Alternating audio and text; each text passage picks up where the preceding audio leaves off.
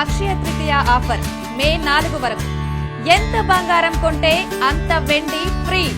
పాలు మరుగుతున్న సమయంలో అవి బయటపడడం కూడా శుభప్రదంగా భావిస్తారు. దీనివల్ల ఇంట్లో ఆనందం, శాంతి లభిస్తాయంటారు.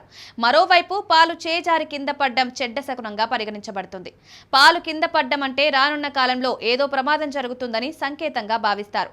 అందుకే పాలు చిందించడం చెడ్డ శకునంగా పరిగణించబడుతుంది. ఇది అనేక మంచి, చెడు శకునాలను కలిగి ఉన్న వస్తువు. కత్తి చేతిలో నుంచి కింద పడ్డం అశుభంగా పరిగణించబడుతుంది. కుటుంబ సభ్యుల మధ్య గొడవలకు దారితీస్తుంది. నవజాత శిశువు దిండు కింద కత్తిని ఉంచడం శుభప్రదం. ఎందుకంటే ఇది బిడ్డను దుష్ట శక్తుల నుంచి రక్షిస్తుంది. ఎవరైనా మీకు కత్తిని బహుమతిగా ఇస్తే అది దురదృష్టకరం. ఇంట్లో గాజు లేదా అద్దం పగలడం దురదృష్టకరం.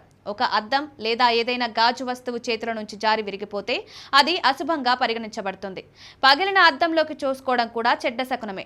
సూర్యాస్తమయం తర్వాత ఇంటిని శుభ్రం చేయడం దురదృష్టకరమని భావిస్తారు.